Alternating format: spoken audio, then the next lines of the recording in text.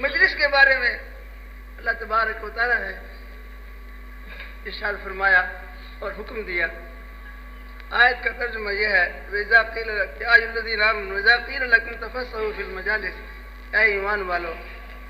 تو ایمان والوں سے مراد صحابہ کرام کی جماعت ہی ہے، کیونکہ پہلے ایمان والے وہی ہیں، انہی سے پہلے خطاب ہو رہا ہے، انہیں کو پہلے بات سمجھائی جا رہی ہے، ان کے واسطے اور ذریعے سے پوری امت کو سمجھائی جا رہی ہے، سبھی کو بتایا جا رہا ہے.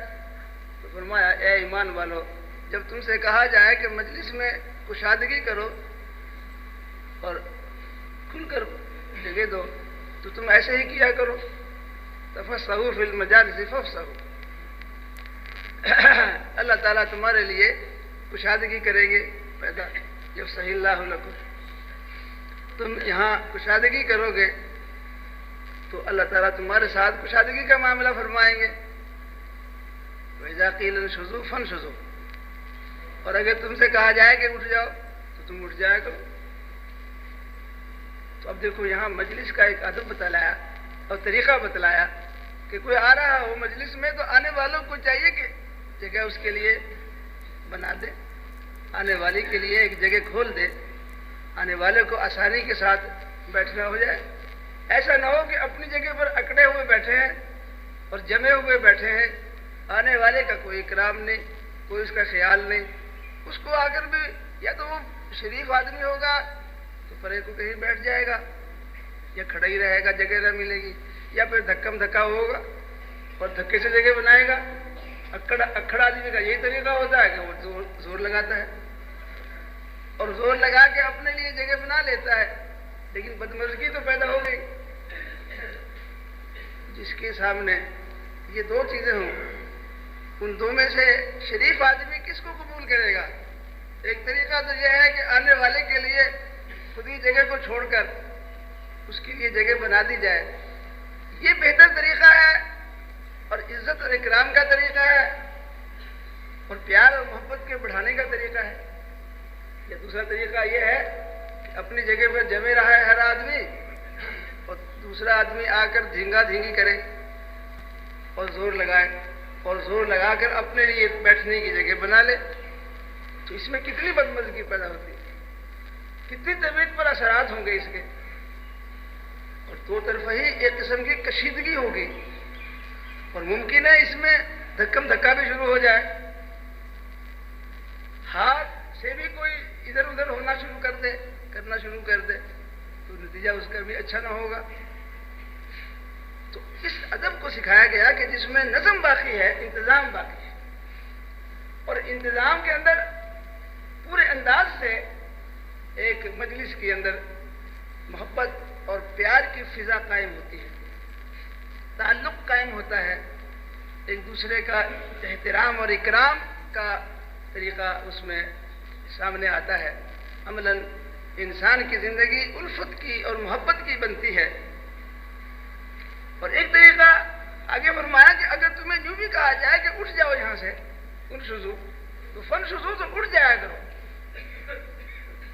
اب اگر صدر مجلس جو منتظم ہے مجلس کا، وہ اگر یہ کہہ دے کہ تم یہاں سے اٹھ جاؤ، اس آدمی کو یہاں بٹھاؤ، تو تم ایسے کہنے پر بھی برا نہ مانو، یہ بھی کر لیا کرو. اگر کوئی ایسا کرنا چاہے تو بہت زیادہ ناراضگی کا اظہار ہوگا، اور اگر ادب مانے ہوگا زبان سے کہنے کا تو دل میں تو ضرور برا کہا جائے گا کہ مجھے اٹھا دیا، میری بےعزتی کر دی ساری مجلس میں. حالانکہ دیکھو یہ قرآن میں آیا ہوا ہے مسئلہ، لیکن قرآن کی طرف توجہ ہو اور پڑھا جائے، سمجھا جائے تو جبھی تو یہ باتیں معلوم ہوں. بہت سے لوگ کہتے ہیں جی ہم قرآن کے ترجمے پڑھتے ہیں، اردو میں بھی پڑھتے ہیں اور ویسے بھی بعض لوگ پڑھتے ہیں علماء، لیکن وہ ان چیزوں پر نہیں خیال کرتے کہ قرآن میں یہ بھی تو آداب بتلائے گئے ہیں، یہ بھی تو احکام دیے گئے ہیں. اور یہ بات بالکل اجنبی معلوم ہوتی ہے کہ کسی کو یوں سمجھایا جائے کہ صدر مجلس اور منتظم مجلس کا یہ حق ہوتا ہے کہ وہ ایک کو اٹھا کر دوسرے کی جگہ بٹھائے. وہ اگرچہ اپنے قواعد کے مطابق ہی اٹھائے گا، اس کے دل میں اکرام ہوگا، احترام ہوگا، وہ کوئی بے عزتی کے لیے نہیں ایسا کرے گا، کچھ مصلحت ہوگی اس میں.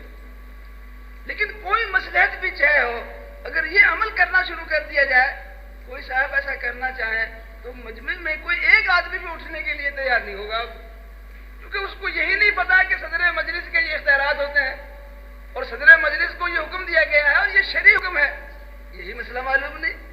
جب مسئلہ معلوم نہیں تو عمل کیسے ہو سکتا ہے اس پر؟ میرے خیال میں یہ بات جو اب میں کہہ رہا ہوں، بہت سے ساتھیوں کو یہ بات شاید پہلے معلوم بھی نہ ہو، کبھی پہلے ذکر آیا بھی ہے یہ نہیں، مجھے بھی یاد نہیں۔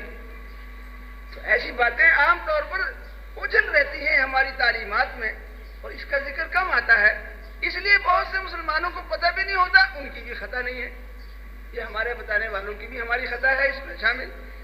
تو دوستانہ عزیزانہ یہ بات میں نے اس لیے عرض کی کہ دیکھو نبی کریم صلی اللہ علیہ وسلم کی مجلس میں بیٹھنے والے صحابہ کرام تھے سب، اور ایمان والوں سے خطاب ہو رہا ہے، اور پہلے ایمان والے صحابہ کی جماعت ہے، اور انہیں کو یہ کہا جا رہا ہے کہ تمہیں اگر کشادہ کرنے کے لیے مجلس فراغ کرنے کے لیے کہا جائے تو فراغ کر دو، اور اگر یوں کہا جائے کہ اٹھ جاؤ تو اٹھ جایا کرو۔ یہ عجیب سی ایک بات معلوم ہو رہی ہے آپ کو ہمیں، کیونکہ ہمارے معاشرے میں اس کا کوئی مقام نہیں ہے، ہم اسے سمجھ نہیں سکتے کہ اس میں کیا مسئلے آتے ہیں۔